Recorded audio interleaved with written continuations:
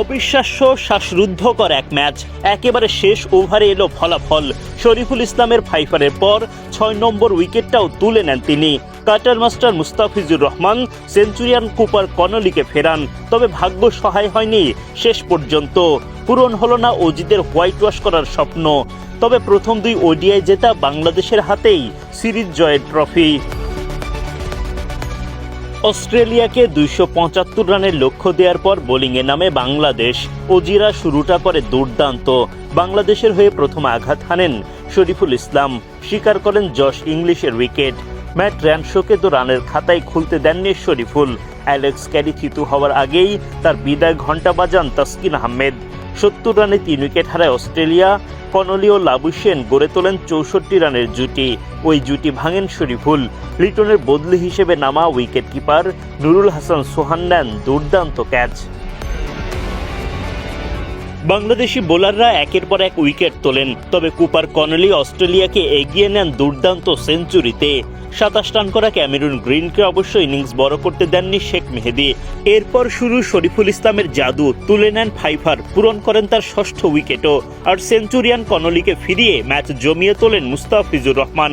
যদিও শেষ পর্যন্ত জয় অজিদের।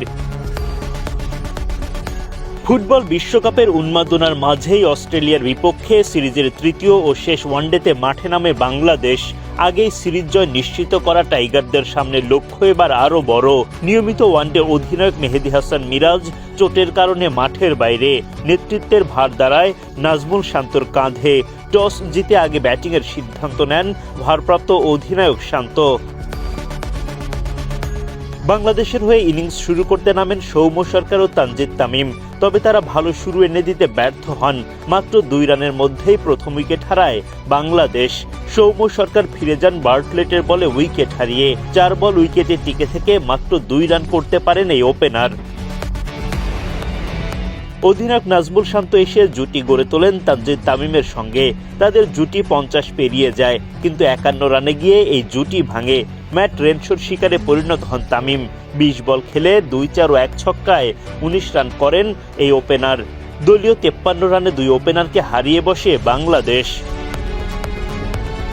পার্টনারকে হারানোর পর নাজমুল শান্তও বেশিক্ষণ টিকতে পারেননি উইকেটে। তিনিও উইকেট হারান র্যানশোর বলে। ৫০ বলের ধীরগতির ইনিংসে ৩ বাউন্ডারিতে ২৪ রান আদায় করতে পারেন শান্ত। ৬১ রানে ৩ উইকেট হারালে দলকে পথ দেখান লিটন দাস ও তাওহিদ হৃদয়। লিটন হৃদয়ের জুটিতে দলীয় ১০০ পার করে বাংলাদেশ। এই জুটি তাদের ৫০ পেরিয়ে যায়। লিটন হৃদয়ের জুটির ওপর ভর করে যখন এগিয়ে যাওয়ার স্বপ্ন দেখে টাইগাররা, তখনই বাধে বিপত্তি। লিটন দাস অস্বস্তি বোধ করতে শুরু করেন। ৪৮ রানে অপরাজিত থাকা অবস্থায় রিটায়ার্ড হার্ট হয়ে মাঠ ছাড়েন তিনি। উইকেটে আসেন মোসাদ্দেক হোসেন সৈকত। সৈকতের সাথেও হৃদয় জমিয়ে তোলেন জুটি। দলীয় ২০০ রানের গণ্ডি পেরিয়ে দ্রুত এগিয়ে যায় টাইগাররা। সৈকত হৃদয় ২ প্রান্ত থেকে রান তুলতে থাকেন। একের পর এক মাইলফলক স্পর্শ করেন তারা। ফলে বাংলাদেশের রান বাড়তে থাকে। হৃদয়ের পর শেখ মেহেদী আউট হলে আবারও ব্যাটিংয়ে ফেরেন লিটন দাস, আদায় করেন ৫০। শেষ পর্যন্ত অজিদের সামনে লড়াকু পুঁজি দাঁড় করাতে পারে টাইগাররা।